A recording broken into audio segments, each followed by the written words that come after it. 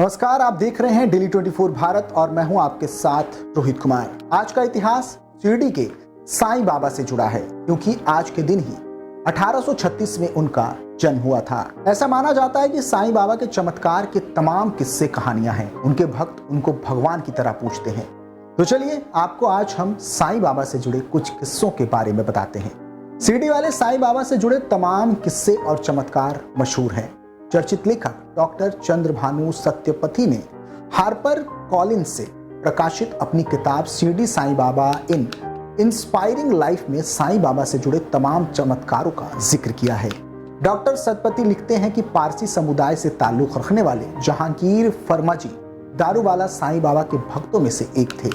वो नेवी में कैप्टन थे और हमेशा अपनी पॉकेट में बाबा की तस्वीर रखा करते थे।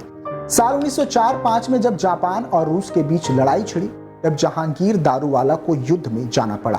वो कई जहाजों की अगुवाई कर रहे थे। डॉक्टर सत्यपथी लिखते हैं कि लड़ाई के दौरान दुश्मनों ने दारूवाला के सारे जहाज डुबो दिए। सिर्फ 3 जहाज ही बचे, जिनमें से एक पर वो खुद सवार थे।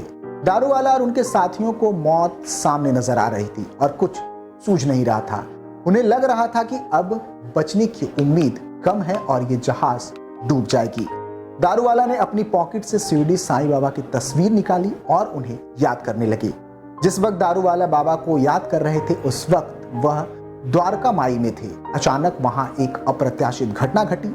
साईं बाबा अपनी जगह पर बैठे बैठे हक हक कहते हुए चिल्लाने लगे। आसपास से गुजर रहे लोगों ने देखा कि उनके आसपास पानी का गुबार जैसा इकट्ठा होता जा रहा है। जिस वक्त द्वारका माई में ये सब हो रहा था, ठीक उसी वक्त कैप्टन दारूवाला ने देखा कि साईं बाबा बीच समुद्र में उनके जहाज के सामने खड़े हैं और उसे सुरक्षित दूसरी दिशा में ले जा रहे हैं। सीबी सत्यपथी लिखते हैं कि 3 दिन बाद खुद कैप्टन दारूवाला ने इसकी पुष्टि की। उन्होंने शिरडी साईं बाबा को एक टेलीग्राम भेजकर पूरी घटना भी बताई और अपने साथियों को मौत के मुंह से निकालने के लिए उनका धन्यवाद दिया। इसके बाद जब वो युद्ध से लौटे तो सबसे पहले साईं बाबा से मिलने पहुंचे। डॉक्टर सत्यपथी अपनी किताब में एक और घटना का जिक्र करते हैं, जो साल 1910 की है।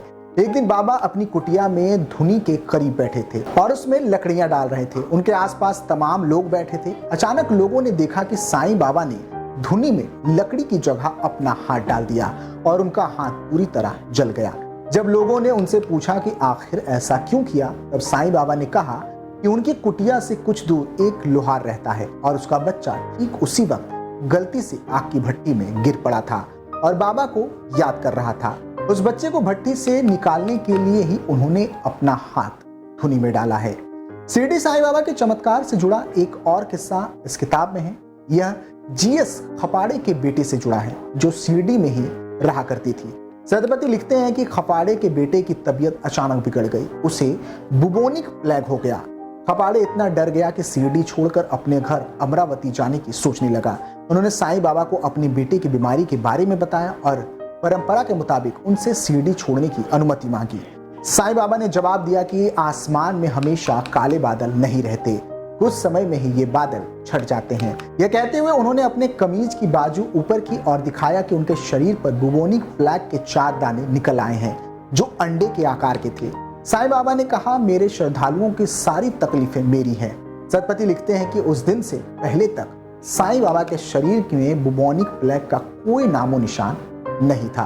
तो ऐसे थी साईं बाबा की चमत्कारी घटनाएं इस खास रिपोर्ट में। फिलहाल के लिए इतना ही। आप देखते रहिए डेली 24 भारत। नमस्कार।